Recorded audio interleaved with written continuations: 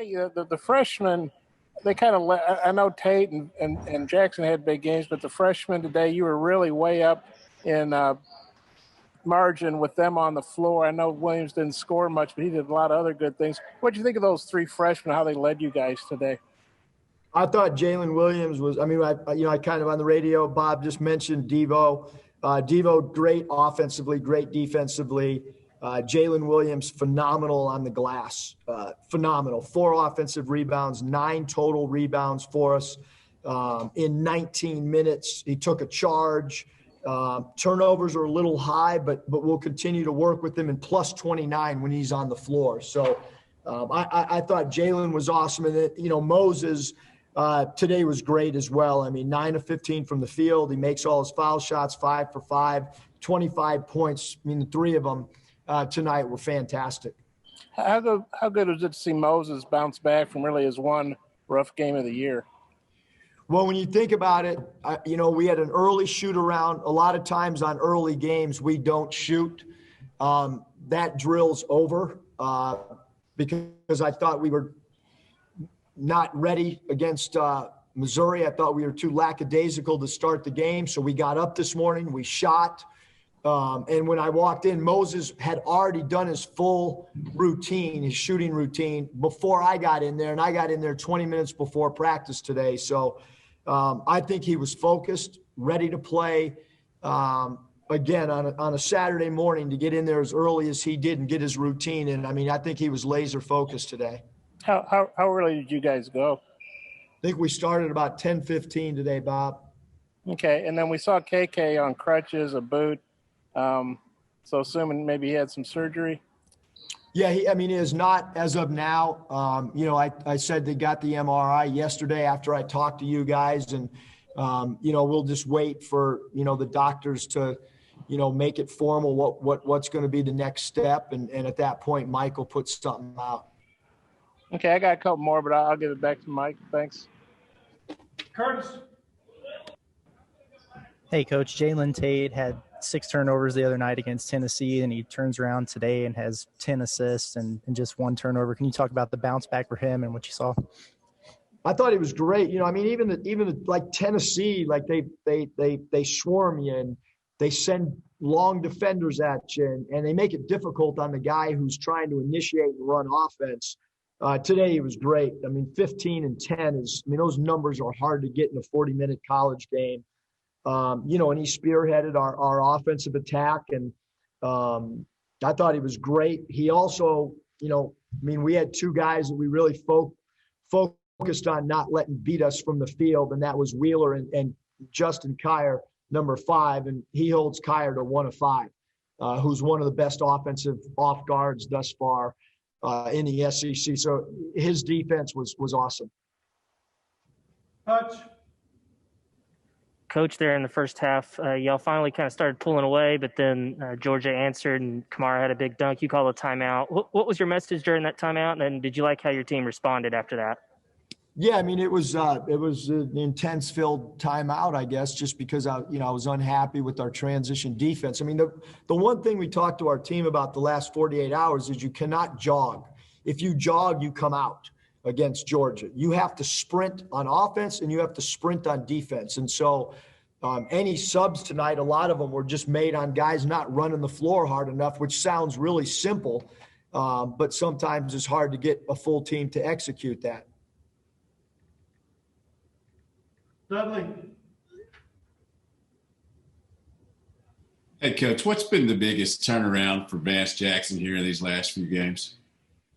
I'm sure he'll tell you minutes, but it's productivity. Dudley, he's doing everything that we've asked. I think he's worked hard.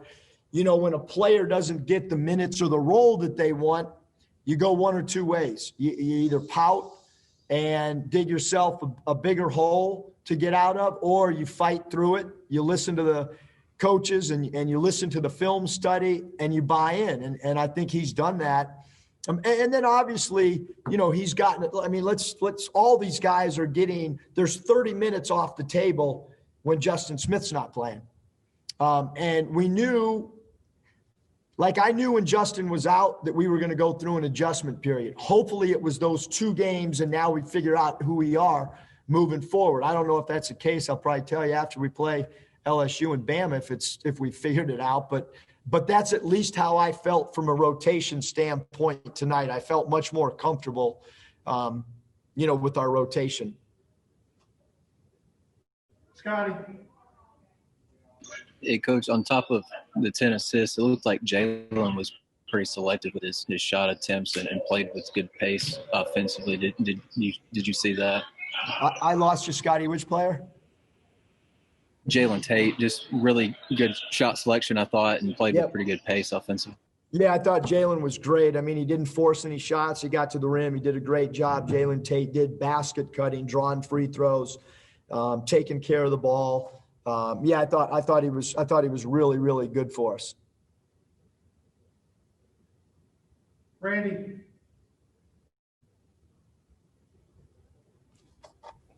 Coach, was a point of emphasis in sharing the basketball. You had 36 baskets, 24 assists. Was it the ball movement? What was your thinking there in terms of sharing the basketball? Yeah, Randy, we had 100 on-the-nose passes at halftime. Michael Musselman put it up on the board. That, the ball movement was great in the first half. It got better in the second half. I don't have the final numbers. But we felt if we could just shift their defense, if we could get some advanced passes in transition, even after made baskets, instead of dribbling the ball to advance it up the court, if we could get a few more pitch aheads, that it would really help us. And I thought our pitch aheads and our advanced passes was as good as we've had all year. Murphy. Eric, third different starting lineup since Justin went out. Davis and Jackson were the 2 new guys, obviously both productive. What'd you think of them being in the starting lineup, and could that one stick for a bit? Yeah, I think, really, I'm not sure what I want to look at the film. We've always been a team that will adjust to who we play. I know some coaches they coach under the philosophy that this is who we are. We do our thing and we don't worry about the opposition. We're very oriented to try to take things away from other people, to have certain line. Like tonight, Jalen Tate didn't guard their point guard. Devo did. And Jalen Tate guarded their off guard based on length, based on what we thought Devo could do with the point guard. So I have not watched LSU much at all. And so I don't, let's put it this, I'm not married to the lineup right now. I want to evaluate LSU, see who their go-to guys are. I know who they are, but I got to figure out how we want to match up. Nikki. Yeah, Coach, we got some flashes of Desi playing like his usual self. What was your plan for him, or what did you tell him to go into the game like with a goal in mind? Yeah, Nikki, I mean, we just wanted Desi to be comfortable and not, I thought he was, a little discombobulated. The last 2 games, we wanted him to relax. He got 3 minutes tonight. I thought he was so great last year off the bench for us. And, I thought he kind of got into his groove after the first couple minutes in the game. But we want Desi to be aggressive. We want him to play free of mind. And I think tonight was a step in the right direction. Bob. Yeah, Eric, obviously you guys had tough SEC losses without Isaiah, who I heard he started against the Sixers today, but I don't know that for sure. Seth Campbell. No, he started. I think he's 4 for 18 right now. As I was coming to meet you, that was the first thing I asked. I think they had 7 players play for him today. I'm sure he'll do better. And then you had 2 tough losses without Justin, so that's 0 of 7 without 2 key starters. And then today, Georgia's a talented team, and you beat them by 30. I mean, how good is it to say, hey, we can beat an SEC team like that without Justin, if needed? Yeah. I mean, I think, obviously, I think Justin played 11 minutes, Bob, at Auburn. I thought we played great, the 30 minutes without him. I thought we really played good at Tennessee. I mean, I thought we went through a couple stretches, maybe I had a little bit larger rotation and maybe I should have shrunk it a little bit for a couple minutes there. But we played a really good, 35 minutes against Tennessee, and we had, 5 minutes of play that we didn't really play well. And even down the stretch, I mean, we held them without a field goal for that last 4.5 minutes. I mean, that game was really just a foul. The free throws attempted. We're going to do a drill where we hold tennis balls and tape tennis balls to our hand to try to continue to defend without fouling. And today I thought we were great at defending without fouling. I'm not sure how we became this physical team at Tennessee. I didn't know we were a high foul team until, I walked out of that arena.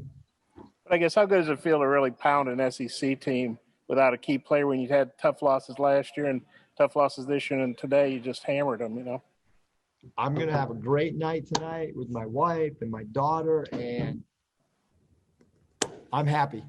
I thought we played great, Bob. I really did.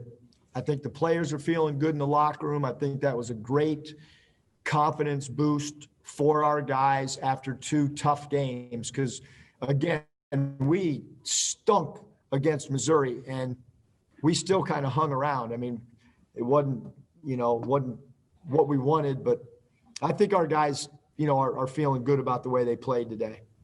And then Connor, he obviously was struggling to guard Kamara, and I get why he didn't play him much, but he's over there standing up, clapping, having a good attitude. This just wasn't his kind of game. Obviously, there'll be other games, but just what you think of how he stayed engaged on the bench, and maybe, explain why he didn't play. Nobody really cares what I think, Well, Bob, I think that, I think we have really good chemistry. I think our guys are cheering for each other no matter who it is. I really haven't seen many guys hold their head or pout or anything like that.